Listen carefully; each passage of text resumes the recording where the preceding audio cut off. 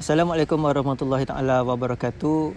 Di sini saya bersama beberapa rakan saya, kami daripada Politeknik Tun Said Nasir Said Ismail, ingin membuat satu diskusi berkaitan dengan agama Islam di Malaysia yang bertajuk Agama Islam adalah sebagai agama persekutuan negara Malaysia.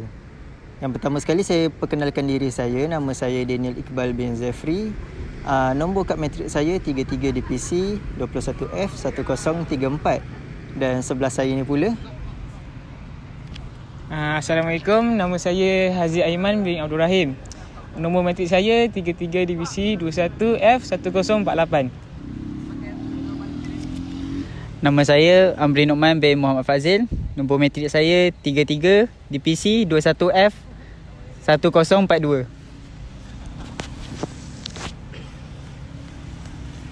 Assalamualaikum. Nama saya pula Muhammad Najwan bin Zaidi. Nombor matrik saya 33 DPC 12F 1046. Nama saya Joshua Sibat Anak Asun. Nombor matrik saya 33 DPC 21F 1041.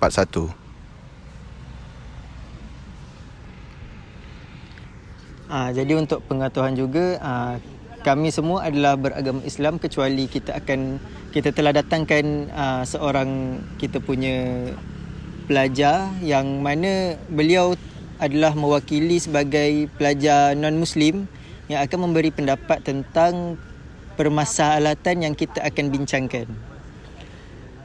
Jadi sebagai tajuk utama kita ialah agama Islam sebagai agama persekutuan negara Malaysia. Yang pertama sekali, saya ingin ajukan soalan pertama saya kepada saudara Najwan berkenaan dengan mengapakah agama Islam diangkat sebagai agama persekutuan di negara kita. Bismillahirrahmanirrahim. Terutamanya saya lebih gemar mengulas benda ini melalui sistem sosial, di mana pada abad yang ke-15, ketika itu adalah pemerintahan Melayu Melaka, agama Islam mula masuk ke tanah Melayu dengan adanya pedagang-pedagang daripada Timur Tengah dan India yang mereka berdagang di samping mereka membawa agama Islam ke tanah Melayu, di mana ketika itu raja-raja Melayu amat menyukai agama Islam ini dan memberi pengaruh yang besar kepada rakyat-rakyat di tanah Melayu. Dan benda itu terus disebarkan dari hari-hari tahun ke tahun sehinggalah ke hari ini, dan menjadikan agama Islam sebagai agama majoriti bagi rakyat di Malaysia. Oleh sebab itulah agama Islam layak menjadi agama kepada negara Malaysia. Okey, itu saja. Baik, terima kasih kepada saudara Najwan, jawapan yang agak memberansangkan dan sebenarnya padat di situ. Dan seterusnya, soalan kedua saya ingin ajukan kepada saudara Amri Nu'man yang berada di sebelah kiri saya. Soalan dia adalah, kenapa agama Islam? Apakah pentingnya agama Islam dalam peranan membentuk kerajaan di Malaysia? Silakan. Islam ni bukan hanya agama rasmi di Malaysia, ia juga memainkan peranan penting dari segi kepimpinan, perundangan dan membentuk orang Melayu ni menjadi hormat menghormati antara satu sama lain, tak kira bangsa atau agama. Ia juga dapat membentuk kedamaian Malaysia ni jadi berpanjangan.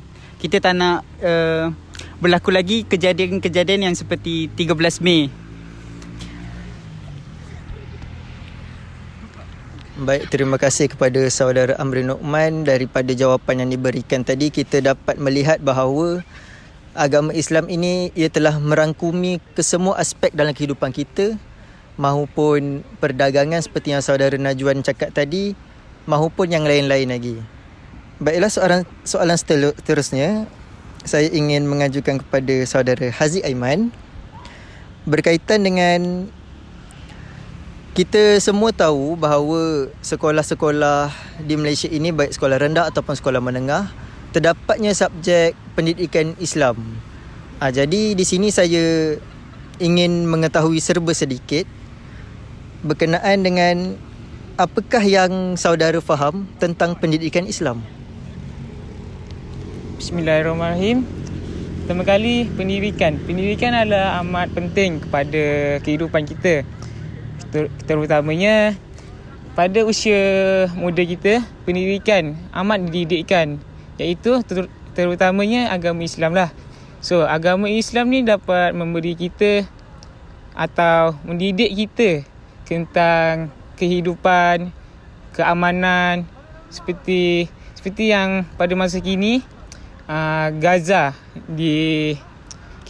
kita dapat tahu bahawa Gaza sama sekarang ni dilanda serangan daripada Zionis. So daripada kita nampak daripada kat sana, kita bolehlah kita ramal bahawa diorang di sana kurang pendidikan agama dan keamanan diorang sangat kesian kepada Palestin. So saya memberi cadangan agama Islam ni perlu diterapkan lebih kuat lagi pada pendidikan dari pra sekolah, tadika, darjah 1 sampailah peringkat universiti, iaitu degree ataupun master. Kerana agama Islam ni memupuk kita untuk memberi keamanan, yang seperti yang saya cakap tadi, memberi keamanan. So itulah pendapat saya tentang agama Islam untuk pendidikan. Terima kasih saudara Haziq Aiman. Berdasarkan jawapan yang telah diberikan tadi, saya dapat simpulkan bahawa pendidikan Islam ni teramatlah penting sekali, terutamanya dalam kalangan kita yang beragama Islam. Dan juga macam yang saudara Haziq Aiman cakap tadi, kita perlu terapkan lagi pendidikan Islam dalam sekolah-sekolah, tidak mengira peringkat usia. Yang sekarang kita tahu ni pun macam prasekolah, iaitu PASTI sendiri telah banyak berkembang di Malaysia ni, yang telah menerapkan sendiri ajaran agama Islam tersebut. Dan soalan yang terakhir saya ingin mengajukan kepada saudara kita Joshua. Berkenaan apakah yang saudara dapat kupaskan tentang hubungan antarabangsa Malaysia berkenaan isu berkaitan dengan Islam? Silakan. Baiklah. Sejarah menyaksikan bahawa Malaysia telah mengorak langkah awal dalam menjalinkan hubungan diplomatik melalui kerjasama antara negara-negara Islam. Pelantikan Tunku Abdul Rahman, iaitu bekas Perdana Menteri kita, beliau telah dilantik sebagai Setiausaha Agong OIC yang pertama pada tahun 1971 sehingga 1973. Ini merupakan langkah awal penglibatan Malaysia di peringkat antarabangsa dengan negara lain. Di peringkat antarabangsa, khususnya dalam bidang kerjasama dan hubungan diplomatik dengan negara-negara Islam, JAKIM juga terlibat melaksanakan tugas dan tanggungjawab bagi pihak Malaysia dalam pelibatan dengan program-program anjuran Pertubuhan Kerjasama Islam OIC, pertubuhan tahunan tidak rasmi Menteri-Menteri Agama seperti Negeri Brunei Darussalam, Republik Indonesia dan Malaysia, Forum Silaturahim Kemakmuran Masjid Serantau dan Regional Islamic Dakwah Council of the Southeast Asia dan the Pacific, iaitu RCEP, amatlah sangat digalakkan untuk dilakukan setiap tahun bagi mengupas isu-isu yang berkaitan agama Islam di seluruh negara. Itu sahaja daripada saya. Baiklah, terima kasih kepada saudara Joshua yang telah memberikan pengupasan tentang jawapan berdasarkan soalan yang telah saya berikan tadi. Yang seperti mana saudara Joshua cakap tadi, bukan sahaja negara Malaysia, bahkan negara seluruh dunia sendiri mengerti bahawa apa itu Islam. Dan juga sebenarnya kalau kita lihat semula, dalam dunia ni ada satu kumpulan yang mana kumpulan tersebut yang bernama Majlis Ulama-Ulama Sedunia.